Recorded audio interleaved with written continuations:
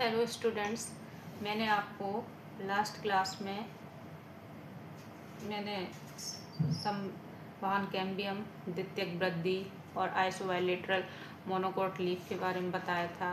Dorsey-ventral leaf के बारे में बताया था, डाइकोट की। उसके बाद मैंने मोनोकोट के स्टेम के बारे में बताया था। इस तरीके से मैंने आपको लास्ट क्लास में ये सब चीज़ें बताई थी। आज मैं आपको क्या बताऊँगी, किसके बारे में बताऊँगी? कैम्बियमी छल्ले का बनना, मतलब जो कैम्बियम होता है उसमें रिंग का बनना। ठीक है, तो आज इस तरीके से आज ये चैप्टर मैं आपका फिनिश कर दूंगी बेटा।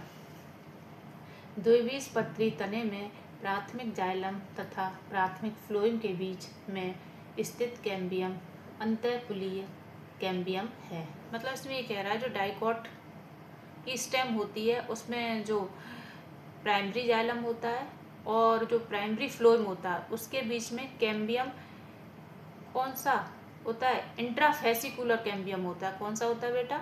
इंट्राफेसिकुलर कैम्बियम होता है। मध्यांश किरणें मतलब मेडुलरी रेस को कोशिकाएं जो अंतःपुलीय के समीप होती हैं ये मेरिस्टमी हो जाती हैं। मतलब ये जो इंट्राफेसिकुलर है इसके पास जो सेल्स होती हैं, मेडुलरी रेस जो होती हैं, इनमें क्या हो जाता है? मतलब डिवीजन हो जाता है। ठीक, और एक अंतरापुलीय कैम्बियम बनाता है। जब इनमें बेटा डिवीजन हो जाता है तो ये क्या बनाती है? इंटरफेसिकुलर कैम्बियम बनाती है बेटा। क्या बनाती है? इंटरफेसिकुलर कैम्बियम बनाती है। ठीक, इस प्रकार कैम्बियम का एक अखंड छल्ला बन जाता है। और इसमें क्या बन जाता है? एक अखंड मतलब रिंग सी बन जाती है। ठीक, अब आगे क्या है बेटा? कैम्बियम छल्ले की क्रिया, जो कैम्बियम रिंग बनती है उसकी जो प्रोसेस होती है उसके बारे में इसमें बताया जा रहा है बेटा। ये ध्यान रखना, इंट्राफेसिकुलर के बारे में बेटा और इंटरफेसिकुलर कैम्बियम के बारे में, इन दोनों को भी ध्यान रखना बेटा।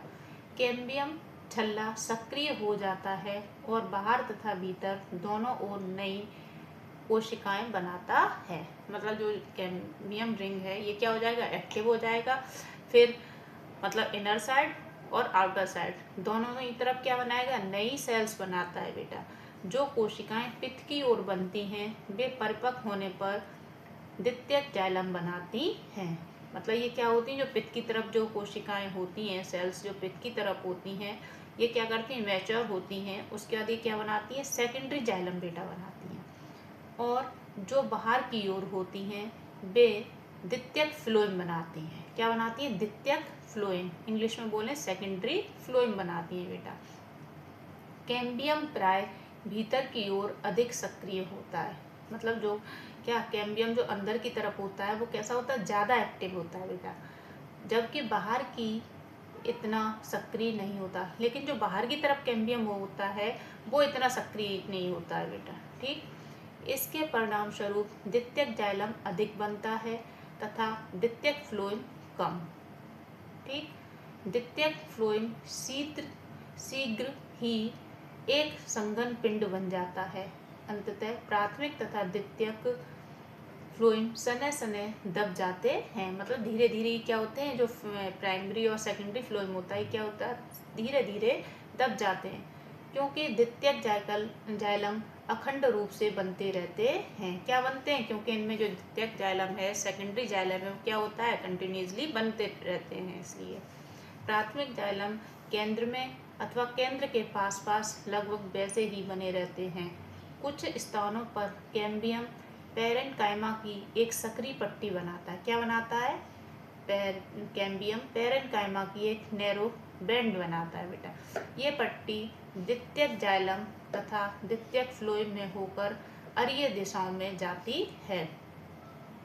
इसको द्वितीयक मंजा किरण कहते हैं। क्या कहते हैं इसको? द्वितीयक मंजा किरण कहते हैं। इंग्लिश में बोले सेकेंडरी मेडुलरी रेज कहते हैं बेटा। अब देखो इसमें क्या है? सबसे बाहर इसमें क्या है? इसमें बेटा इसमें सबसे बाहर है एपिडर्मिस, फिर कॉर्टेक्स है, फिर इसमें क्या है? ये प्राइमरी फ्लोएम है, फिर इसमें ये क्या बना है? वास्कुलर कैम्बियम बना है इसमें ये। फिर इसके बाद इसमें क्या? ये पित्त है, और इसमें ये क्या है? इस साइड की तरफ ये मतलब प्राइमरी जाइलम है। और इसमें क्या बना है? इसके बाद ये सारी प्रोसेस होने के बाद इसमें एक नया क्या बना है? जो ये रिंग है ये क्या है, इंटरफेसिकुलर कैम्बियम, मतलब इसमें लिखा है कि और एक अंतरापुली कैम्बियम बनाता है, इस प्रकार कैम्बियम का एक अखंड छल्ला बन जाता है। तो ये देखो, ये इंटरफेसिकुलर कैम्बियम का एक क्या बन गई है, रिंग सी बन गई है बेटा। ठीक, अब इसमें क्या है, अब इसमें और क्या बना नया, इसमें मेडुलरी रेज हैं, फेलोजिन है, फेलम है, सेकेंडरी जाइलम है, सेकेंडरी फ्लोएम है, कैम्बियम रिंग है। अब इसके बारे में का आगे मैं आपको बताती हूँ बेटा। ओके, अब है बसंत दारू तथा शरद दारू, मतलब स्प्रिंग वुड और ऑटमन वुड के बारे में बात हो रही है इसमें। कैम्बियम की क्रिया शरीर क्रियात्मक तथा पर्यावरणीय कारकों से नियंत्रित होती है। उष्णकटिबंधीय क्षेत्रों में जलवायु समान नहीं रहती। बसंत के मौसम में कैम्बियम बहुत सक्रिय होता है, मतलब जब स्प्रिंग सीजन आता है तो जो ये कैम्बियम होता है वो कैसा होता है, बहुत ही ज़्यादा क्या होता है बेटा, एक्टिव होता है। ठीक है, और अधिक संख्या में वाहिकाएं बनाता है। और क्या बनाता है, जब ये कैम्बियम है वो ज़्यादा ही एक्टिव होगा तो क्या बनाएगा, मतलब ज़्यादा संख्या में क्या बनाएगा, वेसल्स बनाएगा, जिसकी गुहिका चौड़ी होती है। कैसी होती है इनकी गुहिका, चौड़ी होती है, ब्रॉड होती है। बसंत के मौसम में बनने वाली काष्ठ को बसंत दारू या अग्र दारू, या इसको क्या कहेंगे, जो बसंत की मौसम में ये जो काष्ठ बनती है, वुड बनती है, इसको क्या कहेंगे, बसंत दारू या अग्र दारू। इंग्लिश में इसको हम क्या कह सकते हैं, अर्ली वुड या स्प्रिंग वुड कहते हैं बेटा। क्या कहते हैं ये बेटा, लाइन ध्यान रखना, जो बसंत के समय बनने वाली काष्ठ होती है, वुड, उसको हम क्या कहते हैं। ठीक है, ठीक है, या तो स्प्रिंग वुड या क्या कहेंगे, अर्ली वुड कहते हैं। सर्दियों में कैम्बियम कुछ कम सक्रिय होता है। सर्दियों में कैसा रहता है, कम सक्रिय होता है। ठीक है, और बसंत के समय में कैम्बियम कैसा होता है बेटा, ज़्यादा सक्रिय होता है। तो उस टाइम पे क्या होता है, ज़्यादा क्या बनेगी, वेसल्स बनेगी, और जिससे क्या होगा, और वो क्या होंगी, जो गुहिकाएं होती हैं, कैविटी होती है, वो कैसी होती है, चौड़ी होती है। और इससे क्या होता है, बसंत के मौसम में क्या बनती है, काष्ठ जो होती है, जो बसंत के मौसम में बनने वाली जो काष्ठ होती है, वो उसको हम क्या कैसे कहते हैं, बसंत दारू या अग्र दारू कहते हैं। लेकिन सर्दियों में क्या होता है, जो कैम्बियम होती है वो कम एक्टिव होती है बेटा, और सक्रिय वाहिकाएं बनाता है। कैसी, नैरो वेसल्स बनाएगा। इस काष्ठ को शरद दारू अथवा पश्च दारू कहते हैं, या लेट वुड कहेंगे इसे, या क्या कहेंगे, शरद दारू, ऑटम वुड कहते हैं। ओके, बसंत का रंग हल्का होता है और उसका घनत्व भी कम होता है। अब बेटा इस चीज को भी ध्यान रखना, बसंत का रंग क्या लिखा है इसमें, हल्का होता है, और उनका घनत्व भी कैसा होता है, डेंसिटी कम होती है। शरद दारू गहरे रंग की होती है और उसका घनत्व भी अधिक होता है। ठीक, दो प्रकार के काष्ठ एकांतर सकेंद्र वलय के रूप में होते हैं, जिन्हें वार्षिक वलय कहते हैं। क्या कहते हैं बेटा, वार्षिक वलय कहते हैं, इंग्लिश में कहेंगे एनुअल रिंग। आप इन वार्षिक वलयों को गिनकर वृक्ष की आयु का अनुमान लगा सकते हैं। मतलब जिस वुड में क्या बनती है, एनुअल रिंग बनती है, उन्हीं एनुअल रिंग को बेटा हम काट कर क्या करते हैं, उस एनुअल रिंग, मतलब जो वुड है, जिस पेड़ की, जिस ट्री की, उसको हम क्या करेंगे, काट लेंगे। जो इसमें एनुअल रिंग बने हैं, इस तरीके से ये आपके इसमें ये बने हुए हैं, तो इनको हम काउंट करके क्या कर सकते हैं, हम ये पता कर सकते हैं कि वृक्ष की आयु कितनी है, हम उसका अनुमान लगा सकते हैं बेटा। ठीक है, क्या लगा सकते हैं, हम अनुमान लगा सकते हैं इसका। ठीक, अब आगे क्या है, हर्टवुड एंड सेपवुड, अंत्यकाष्ठ तथा सरदारू। ठीक, लंबी आयु वाले वृक्षों में द्वितीयक जाइलम का अधिकांश भाग, विशेषतः तने का केंद्रीय भाग अथवा सबसे भीतरी काले भूरे रंग का हो जाता है, और इसे अंत्यकाष्ठ अथवा कठोर दारू कहते हैं। क्या कहेंगे इसे, अंत्यकाष्ठ या कठोर दारू बेटा कहते हैं। अंत्यकाष्ठ में बहुत से कार्बनिक युग्म जैसे टैनिन, रेनिन, तेल, गोंद, खुशबूदार पदार्थ तथा आवश्यक तेल होते हैं। इनमें क्या क्या होते हैं, अंत्यकाष्ठ में जो कार्बनिक यौगिक होते हैं, टैनिन होगी, रेनिन होगी, रेजिन होगी, तेल होगा, गोंद भी हो सकता है, खुशबूदार पदार्थ या आवश्यक जो तेल होते हैं, ये सब चीज़ें होती है। यह पदार्थ बेटा इस लाइन को भी आप क्या करना, ध्यान रखना क्या क्या हो सकता है अंतःकाष्ठ में कार्बनिक यौगिक के रूप में।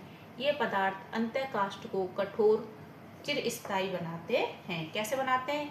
अंतःकाष्ठ को कठोर और चिरस्थायी, और लकड़ी को सूक्ष्म जीवियों तथा कीड़ों से बचाते हैं। किससे? जो माइक्रो ऑर्गेनिज्म होते हैं उनसे और इंसेक्ट से बचाते हैं। इस क्षेत्र में मृत तत्व होते हैं जिनकी भित्ति बहुत ही लिग्निनी होती है। इसे हर्द दारू या हर्टवुड कहते हैं। क्या कहते हैं? हर्टवुड कहते हैं। अंतःकाष्ठ पानी का सम्मान नहीं करता, यह केवल तने को यांत्रिक सहारा देता है। इसका क्या काम है? ये मैकेनिकल सपोर्ट देता है। द्वितीयक जाइलम की परिधि क्षेत्र को रसदारू या सैपवुड कहते हैं, जो हल्के रंग का होता है और इनमें जिसमें सजीव पेरेन्काइमा सेल्स होती हैं। क्या होती हैं? सजीव पेरेन्काइमा कोशिकाएं होती हैं। किसमें? रसदारू सैपवुड में बेटा। यह मूल से पानी तथा खनिज लवण को पत्तियों तक पहुंचाता है। इसका काम क्या है? मतलब रूट से क्या करना है? पानी को एब्जॉर्ब करना और मिनरल्स को एब्जॉर्ब करना, और इन सबको कहाँ? पत्तियों तक पहुंचाने का काम करता है बेटा ये। ठीक है। अब किसके बारे में बात होगी? कॉर्क कैम्बियम बेटा। किसके बारे में?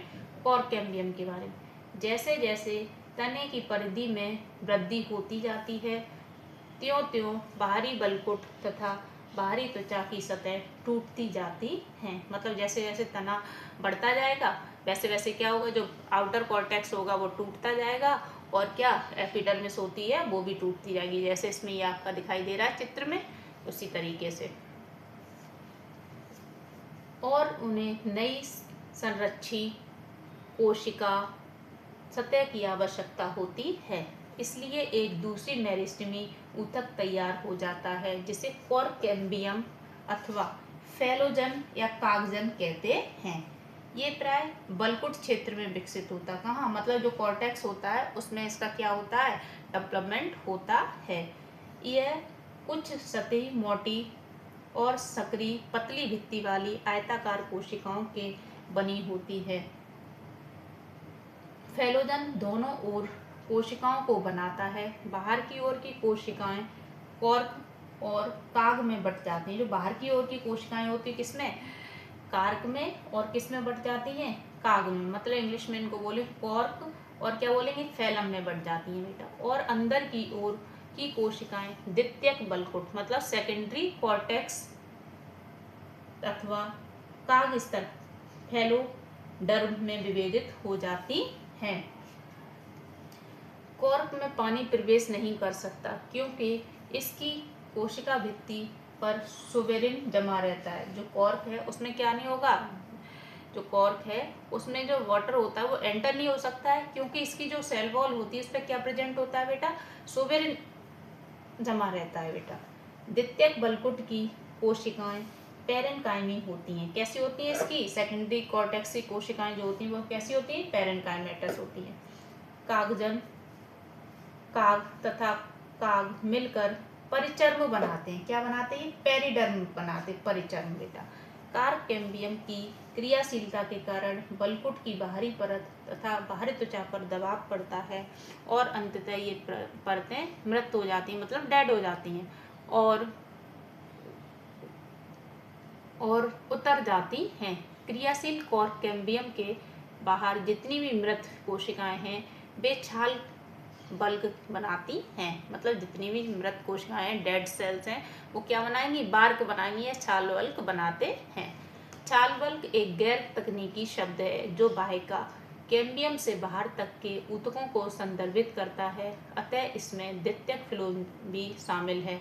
मौसम के शुरुआत में जो छाल बनती है उसे अर्ली या सॉफ्ट छाल कहते हैं। मतलब जो मौसम जब शुरू होता है उसकी शुरुआत में जो छाल बनती है उसे हम क्या कहेंगे? प्रारंभी या कोमल छाल कहते हैं। जैसे बेटा कोई नया पौधा है उसकी जो जब उस पर जो छाल होती है उसके तने पर वो कैसी होती है? बहुत ही सॉफ्ट होती है, या उसको हम अर्ली बार्क भी कह सकते हैं बेटा। उसी तरीके से उसने लिखा है प्रारंभी या कोमल छाल कहते हैं।